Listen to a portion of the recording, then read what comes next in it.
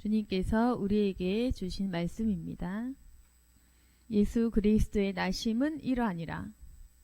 그의 어머니 마리아가 요셉과 약혼하고 동거하기 전에 성령으로 잉태된 것이 나타났더니 그의 남편 요셉은 의로운 사람이라 그를 드러내지 아니하고 가만히 끊고자 하여. 우리가 다 아시다시피 마리아는 예수님의 어머님이십니다. 그리고 동정녀의 몸으로 그분을 잉태하신 거죠. 그래서 마리아의 입장에서 굉장히 당황할 만한 일이 생겼습니다. 요셉과 약혼을 했고 동거하기도 전에 몸이 임신을 한 거예요. 그래서 배가 부풀어 오르면서 임신한 그 현상들이 나타났겠죠. 배가 점점 부르면서 마리아는 얼마나 두려웠겠습니까? 우리가 요즘 같으면 병원도 있고 사진도 찍어보면서 배 안에 어떤 일이 일어났는지 알잖아요. 초음파도 해보고 할 텐데 이 당시에 마리아가 겪었어야 될 굉장한 그 두려움과 무서움을 생각해 봅시다. 가장 거룩한 일이고 인류 역사상 가장 기적적인 일이 여자의 몸에 나타났는데 이것이 사진을 못 찍으니까 병원에 가서 지금처럼 배 속을 들여다볼 수 없으니까 얼마나 두려웠겠습니까? 아마 제 생각에 처음에 당연히 임신인 줄 몰랐을 것도 같고 병거였다고 생각하지 않았을까요? 네.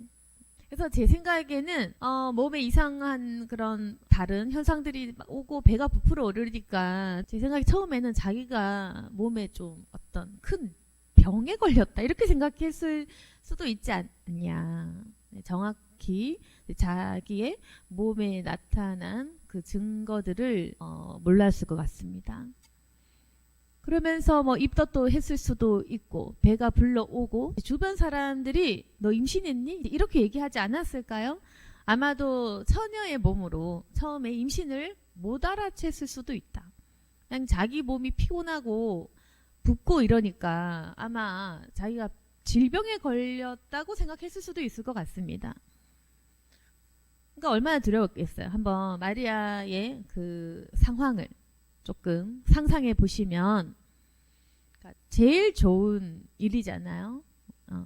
인류 역사상 여자가 할 수 있는 가장 큰 어떤 기적, 가장 큰 행운, 예수님을 내 배로 잉태했다. 그 거룩한 성령의 잉태가 내 몸에 나타났다. 그래서 우리도 당첨될 수 있다면 사모할 만한 일 아니겠습니까? 그래서 심지어 예전 교회는 마리아 숭배 현상까지 일어난 거죠. 마리아까지 막 숭배할 정도로 예수님의 어머니라는 것은 아주 대단한 여자로서 가질 수 있는 가장 영광스러운 그런 자리 아니겠습니까? 그런데 마리아가 이러한 행운에 당첨되기 위해서 겪었던 그 고난을 한번 생각해 보시라는 겁니다. 처음에는 질병 걸렸을까봐 두렵고 약혼도 했는데 나중에는 사람들이 자기 보고 임신했다고 하고 근데 본인은 임신이 아닌 게 확실한데 임신했다고 하고 물론 천사가 마리아에게 일러줬지만요. 천사가 일러줬지만 그 전과 그 과정 그 후에 상황까지는 우리가 세세히 이 사람의 심리를 지금 다 알 수는 없겠지만은 그 과정이 굉장히 힘들지 않았겠습니까? 그리고 자기가 천사를 보았지만 그걸 또 100% 못 믿었을 수도 있고요. 아무튼 그래서 마리아는 굉장히 두려웠을 것입니다. 그리고 사람들이 자신을 향해 오해를 했을 거 아닙니까? 너 왜 임신했니? 너 도대체 누구랑 임신했니? 그러니까 완전히 이제 돌로 쳐서 죽이는 그런 정도의 죄 아닙니까? 그래서 사람들의 질타도 많이 받았겠죠. 그러니까 마리아가 겪었던 것은 수많은 오해, 수많은 핍박, 비난, 욕설 이랬던 거죠. 모두가 마리아를 욕했을 것입니다. 마리아가 자신을 변호했겠죠. 자신은 결백하다. 이 일은 성령으로 된 일이다. 천사를 만났다 해도 누가 믿어줬겠습니까? 지금 우리가 이것이 사실이고 예수님의 탄생을 보고 겪은 우리 후대의 사람도 못 믿는데 사람인 마리아가 얘기를 한들 모두가 다 거짓말이라고 생각을 했겠죠. 마리아가 변명을 안 했을 리도 없지 않겠습니까? 설명을 다 했겠지만 모두가 분명히 믿어주지 않았을 것이다. 누가 믿겠어요? 혼자 몸으로 성령으로 잉태했다. 그 누가 믿겠습니까? 그래서 마리아가 겪어야 했던 엄청난 그 시련들의 시간이 있었을 것입니다. 그래서 남편 요셉도 약혼한 마리아가 임신을 했다고 하니 그러니까 자기는 아버지가 아니니까 이것은 마리아가 부정한 일을 저질렀구나 하면서 그냥 조용히 마리아를 끊어버리려고 한 거죠. 드러내서 사람들의 비난을 받게 하기보다는 좀 조용히 끊어버리려고 했던 것 같습니다. 그래서 원래 유대 풍속에 따르면 결혼 서약은 약혼식에서 행해지고 이 서약이 중지될 때는 이혼이 요구되었다고 하고 신부가 남편의 집에 거주하고 대개는 1년 정도의 그 약혼 기간을 두는 게 관습인데 이 약혼 기간에 잉태된 것이 나타난 그런 상황이었다. 그래서 원래는 돌로 쳐 죽여야 하는 그런 심각한 죄악이었다. 그러나 남편 요셉은 마리아를 좀 조용히 지혜롭게 끊으려고 했던 것 같습니다. 그때 주의 사자가 현몽하여 이르되 꿈에 나타난 거죠. 요셉에게 말을 합니다. 내 아내 마리아 데려오기를 무서워하지 말라. 그에게 잉태된 자는 성령으로 잉태된 것이라. 저 꿈에 꿈보다 더 생생했겠죠. 아마도 하나님 주신 꿈이고 주님의 천사가 나타난 일인 거죠. 그래서 요셉에게 말합니다. 너의 아내 마리아는 성령으로 잉태한 것이다. 굉장히 두려운 말이죠. 성령으로 잉태되었다. 그러면서 천사의 말은 뭐냐면은 아들을 낳을 것이고 이름을 예수라 하라. 그것도 놀라운 일인 거죠. 그러면서 계속 놀라운 말씀을 전합니다. 그가 자기 백성을 그들의 죄에서 구원할 자이심이라. 그래서 성령으로 잉태된 것도 너무 놀랍고 그분이 누구시냐면은 바로 우리가 기다리던 그 메시아 예수님. 자기 백성을 구원하실 분. 그리고 이 모든 말씀이 계속해서 선지자를 통해 기다려왔던 그것입니다. 이사야 7장 14절의 말씀인데요. 보라 처녀가 잉태하여 아들을 낳을 것이요 그의 이름은 임마누엘이라 하리라. 이 이사야 선지자가 했던 그 말씀을 이루시기 위해서 오늘 너와 너의 아내 마리아에게 이런 일이 일어났다는 겁니다. 그래서 너무너무 이 생생한 꿈에서 깨어나서 요셉이 주님의 천사의 분부대로 마리아를 데리고 온 거죠. 그리고 아들을 낳기까지 동침하지 않았고 낳으니까 아들이 낳았죠. 그리고 천사가 시킨 대로 예수라고 이름을 붙이게 된 겁니다.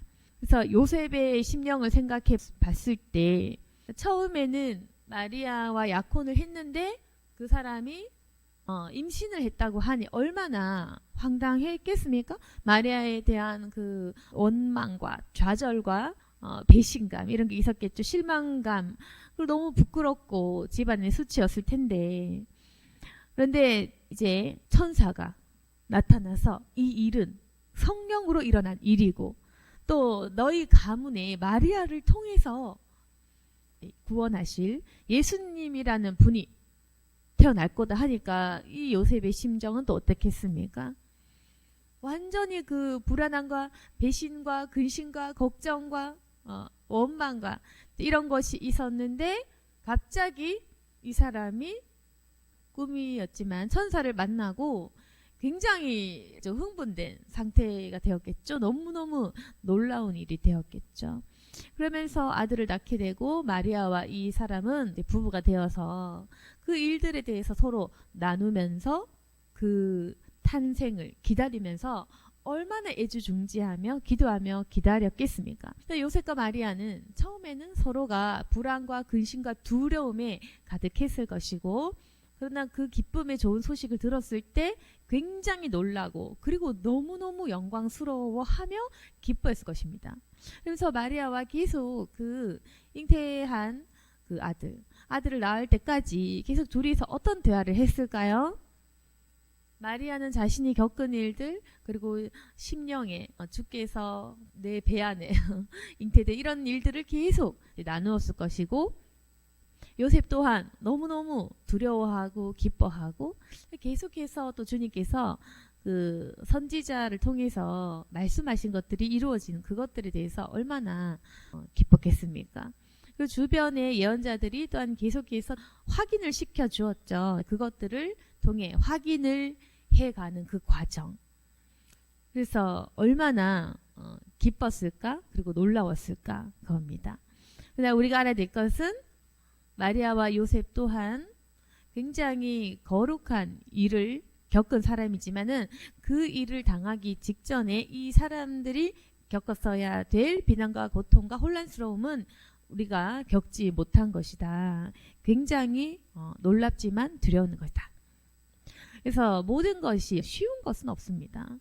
성경을 통해 각 인물들을 살펴보시면 요셉이라는 사람, 그리고 우리 구약 성경에 나오는 요셉이라는 그 어떤 총리, 그러니까 구약에 나타나 있는 아브라함, 모세 등등의 삶을 살펴보시면은 우리가 성경을 읽을 때 이 사람들이 했던 그 업적과 이분들이 이룩한 그 영광스러운 모습들만 생각하면 나는 요셉이 될 거야, 나는 누가 될 거야, 이런 사모함도 생길 수 있겠지만 그냥 좀 자세히 상상해보고 자세히 그 상황적인 그 모습들을 이렇게 볼 때 단 한 명도 쉬운 인생을 산 사람이 없습니다. 그러니까 하나님께 부르심을 받고 콜링을 받아서 그 사명을 이루기까지는 엄청난 그 어떤 대가가 따르는 겁니다. 엄청난 그 훈련의 과정이 필요한 겁니다. 사도 바울도 마찬가지고 그 누구를 상상해도 마찬가지입니다. 이 사람들이 겪었어야 될 그 부르심의 응답이 되고 그 일을 이루기까지 쉬운 것은 없었다. 그래서 우리 인생에도 하나님께서 나를 부르셨고 내 모습과 내 인생을 통해 어떠한 것을 성취하기 위함이잖아요. 우리 모두가 각자가 다 그런데 살아가는 목적 없는 사람이 없고 태어난 이유가 없는 사람이 없죠. 그러니까 우리 모두가 하나님의 그 일들을 작든 크든 어떤 일들을 이루기 위해 태어난 사람이라는 것입니다. 우리 삶을 통해 하나님의 일을 이룰 건데 단 하나도 쉬운 것은 없다는 겁니다. 그냥 우리가 그냥 짠 하고 하나님이 짠 주는 게 아니다. 그냥 마리아가 예수님 잉태했을 때도 그냥 사람들이 축복을 받으면서 우리는 그렇죠.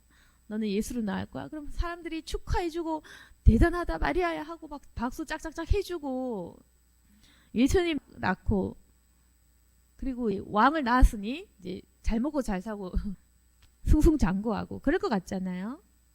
왜? 나를 통해 백성을 구원할 자를 나를 통해 낳았으니까 난 인생 성공한 거죠. 근데 그게 아니라는 겁니다. 마리아가 겪었던 그 사람들의 오해와 핍박, 돌로 쳐 죽임 당할 뻔한 그런 사건들 세세하게 기록되지 않아서 그렇지 얼마나 서러운 일을 많이 당했을까? 그리고 낳고 나서 그러면 괜찮았냐? 그러니까 사람들이 다 인정도 많이 해줬어요. 때로는 예언자, 때로는 선지자들이 맞다고 확신도 해주고 그랬단 말이에요. 근데 또 헤롯 왕이 죽이려고 달려들지. 그럼 도망가야 되죠. 배고프죠. 마구간에서 애기 낳아야 되죠. 그러니까 이 인생이 그런 겁니다. 도망가고 피난가고 또 예수님 나올 때 되니까 굳이 또 호적하라 하고 평생 있지도 않던 일들이 일어나고 도망가는 도망자 신세가 된 거죠. 그러면서 도망자 신세가 됐는데 그러면은 마리아는 좀 이상한 거죠. 이상하다. 구원하실 분인데 여기서 내가 죽는 건가? 이제 그런 생각도 했을 것입니다. 도망가면서 이러다가 우리 아기 예수님 죽는 거 아니야? 이런 생각도 했지 왜 안 했겠습니까? 그런데 또 기다려 보니까 또 별을 보고 찾아온 동방 박사들이 또 다시 한번 확신을 주는 거죠. 아기 예수께 경배하러 온 사람들을 통해서 또 다시 확인하고. 그러니까 제 생각에는 분명히 마리아와 요셉도 우리 같은 사람이기 때문에 천사 만나고 아무리 그렇게 해도 계속 실족했을 거다. 계속해서 의심했을 거다. 뭐 우리만큼은 아니라 해도 계속 힘들었을 것입니다. 그래서 도망가다가도 또 위로받고 또 힘들다가도 위로받고 근데 그랬지 않았을까? 아무튼 그러니까 마리아 입장에서는 아들이 죽을 뻔했고요. 일단 도망을 가서 애굽으로 피신도 가서 숨어 살다가 다시 또 나사렛에서 살고 그랬던 겁니다. 그리고 또 30년 동안 또 잠잠하게 사는데 때로는 의심도 하고 30년이라는 시간이 지나면서 과연 내 아들 예수가 정말 구원할 자인가? 30년 동안 아무 일도 일어나지 않으니까 또 의심도 했을 것 같고 근데 또 사역을 하고 백성을 구원할 자라고 분명히 들었는데 그냥 죽으신 거예요.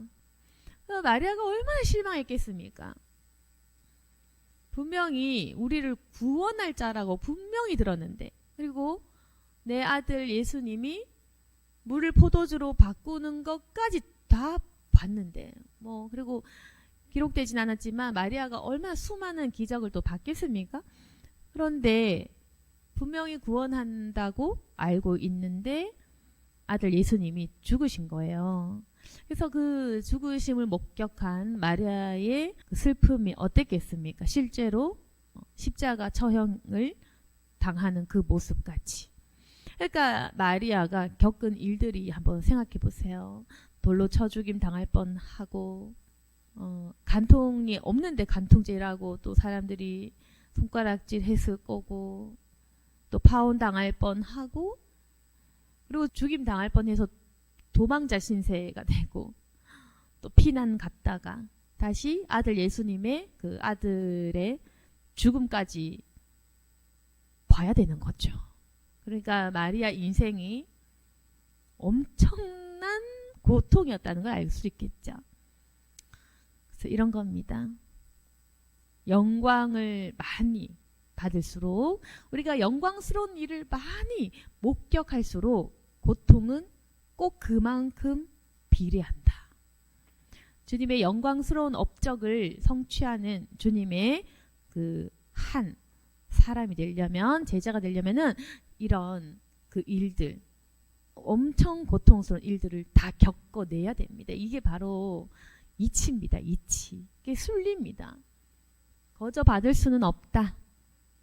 그래서 하나님께서는 우리가 그냥 적절하게 우리 각 사람의 은사대로 각 사람의 생김새대로 성품대로 다 나누어 주시는 거죠. 그건 뭐냐면은 내가 감당할 수 있을 만큼 주는 겁니다. 내가 감당되는 만큼. 그래서 내가 썬데이 크리스찬만큼까지밖에 나는 감당 못해. 그럼 거기까지 인도해 주시면 하나님 자비하시잖아요. 부끄러운 것도 아닙니다. 내가 썬데이까지 할 수 있어. 그럼 썬데이로만 하게 하신다. 내가 마리아 같이 아들 예수의 죽음까지 감당할 수 있는 아브라함 같은 그 경지다. 거기까지. 내가 하나님 위해서 포기할 수 있는 게 없다. 그러면 또 거기까지입니다. 하나님은 우리가 감당할 수 있을 만한 시험과 고난을 허락하세요.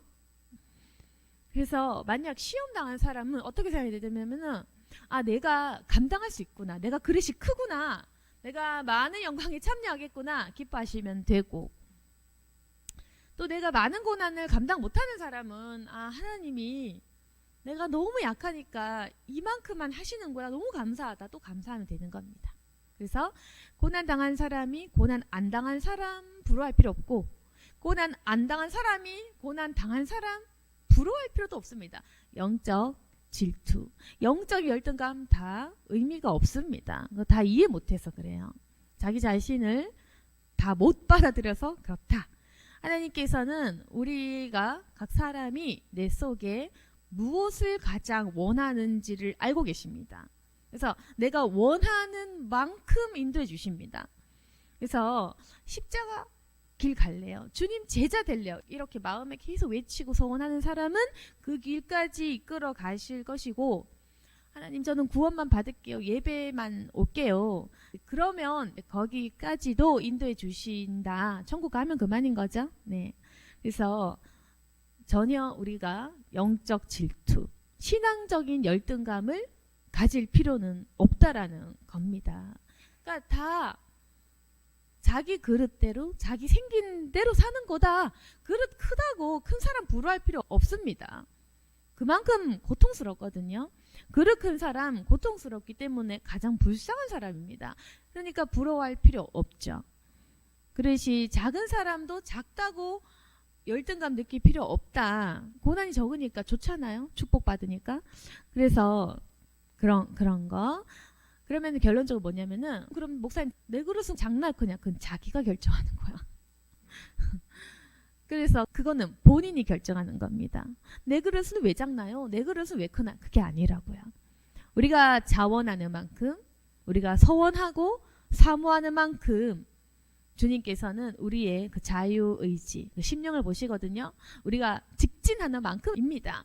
내가 고냐 스탑이냐 내가 결정하는 거. 그러니까 내 신앙의 그릇은 내가 결정한 것이기 때문에 신앙적인 열등감과 질투심을 가질 필요도, 또한 자랑할 필요는 더더욱 없다. 내가 원하는 만큼 하는 겁니다. 그래서 그릇이 작은 자도 없고 사실 큰 자도 없는데 그건 내가 결정하는 거예요. 그래서 내가 결정해서 하나님 저는 썬데이까지 하겠어요. 감사합니다. 이렇게 하면 되는 거고, 아니면은 주님 저는 십자가 지고 주님의 종합니다 하면 거기까지 가는 거고, 주님 저는 더더 큰 종이 되고 더더 고통받겠습니다. 저는 할 수 있습니다. 또 거기까지 가는 거죠. 다 자기가 소망하고 원하는 만큼이다. 그래서 지금 내 신앙의 결과 내가 결정한 거입니다. 지금 우리 신앙의 크기 다 내가 결정한 겁니다. 하나님이 하신 것도 맞지만 결국 내 마음에 원하는 만큼 사모하는 만큼 내가 감당할 수 있는 크기만큼 이미 지금까지 인도해 주신 거예요. 그래서 이걸 깨달으면 어떻게 되냐면은 현재를 감사할 수 있다. 모든 것이 만족입니다. 만족. 제가 말씀드린 방금 이거 내가 결정한 것이다. 내가 사모한 것이다. 내가 결정한 거야. 이걸 받아들이면요. 지금 내 모습에 만족이 돼요. 제가 말한 거 이해 못하면 만족이 안 되거든요. 잘 될 때도 만족 안 돼. 못 될 때도 만족 안 돼. 힘들면 힘들어서 만족 안 되고, 신앙 없으면 신앙 없어서 만족 안 되고, 신앙 좋아도 또 다른 게 만족 안 되고, 내가 신앙 좋은데 왜 이것까지 해야 돼? 불평되고 이렇거든요. 그래서 이걸 못 받아들이면은 좋은 대로 나쁜 대로, 고난 있는 대로 축복 있는 대로 계속 내 삶에 뭔가 자꾸 불만족스럽다는 겁니다. 돈 많으면 신앙적인 게 뭔가 좀 공허해. 돈 없으면 돈 없어서 공허해. 이런 거죠. 그러니까 사람이 계속해서 뭐 하나를 가져도 만족 없고 계속 공허하거든요. 돈 다 벌고 나면 또 돈 다 벌어서 공허하고 외롭다고. 그게 인간입니다. 그래서 인간은 계속 만족을 못합니다. 만족을 못해. 그래서 가진 자도 없는 자도 우울증은 올 수가 있다는 겁니다. 만족을 못하는 존재라서 그렇습니다. 근데 제가 아까 말씀한 거 내가 선택한 것이고 지금 이 결과가 나에게 최선이고 하나님이 나를 아시고 가장 적절하게 나를 쓰시고 하나님은 내가 원하시는 만큼 이미 이루셨다는 그 사실을 기억하신다면은 현재 내 모습에 만족이 되는 거예요. 썬데이 어때? 그 만족되는 겁니다. 현재 내 모습에 만족해야 됩니다. 그래서 남의 신앙 따라할 필요도 없고 전혀 남 신경 쓸 필요도 없는 거. 내 모습에 만족하시면 됩니다. 아, 지금의 내 삶이 하나님이 이끄신 최고의 계획이구나. 지금 이 모습이 나의 최선이구나. 현재를 만족해야 행복이 찾아옵니다. 그래서 그러면 제가 말씀드렸죠. 우리가 삶이 다 다른데 왜 만족할 수 있냐면은 결과가 같기 때문인데 우리가 결국 이 모양새든 저 모양새든 하나님의 그 영광을 많이 참여하고 적게 참여하고 다 좋은데 그 끝은 어차피 우리는 구원받잖아요. 그 구원받은 자들이라는 그 하나의 공통적인 축복, 그걸 살펴보시면은 모두가 다 만족할 수 있는 겁니다. 우리가 구원받은 우리에 속해 있다는 그 자체가 이미 그 모든 것이 내가 만족이 되는 겁니다. 그래서 오늘 이 말씀을 믿으신다면은 하나님이 우리와 함께 계시다는 거죠. 임마누엘이라는 뜻, 하나님이 우리와 함께 계시다. 그래서 성탄절을 기념해서 예수님께서 이 땅에 나셨던 것을 기억해 주시고 그리고 하나님이 지금도 마찬가지로 우리와 함께 계시다라는 사실을 기억하시기를 원합니다. 그리고 이 성탄의 사건이 2000년 전의 일이지만 이거를 사람이 각인하고 기억하는 순간 지금도 계속해서 주님께서 일으키시고 있는 역사가 우리에게 다가오는 거예요. 그러니까 무슨 말이냐면 우리가 계속 십자가를 묵상하면 십자가 사건이 매 순간 나에게 일어나는 겁니다. 우리가 주님의 그 탄생을 계속 묵상하면은 그 일이 나에게 일어나는 거예요. 영적인 말인데 예를 들어서 우리가 계속 지금 안 불행한데 난 불행해 하면 나에게 불행한 일이 계속 일어나고 있는 거고, 내가 지금 좀 안 돼도 나는 행복해, 나는 감사해, 난 잘 될 거야 이렇게 하면 그 일이 나에게 이미 일어나는 것과 같습니다. 그만큼 우리가 사고하고 생각하고 바라는 것이 굉장히 중요한데 이것이 바로 믿음이기 때문이거든요. 믿음이라는 부분은 그렇습니다. 믿음의 영역은요, 내가 믿는 것이 나에게 일어나는 겁니다. 십자가를 믿지 않으면 십자가 사건 내게 아니야. 하나님 계시지만 믿지 않은 하나님은 나에게 오시지 않아. 내 믿음만큼 나에게 그 사건이 일어나는 겁니다.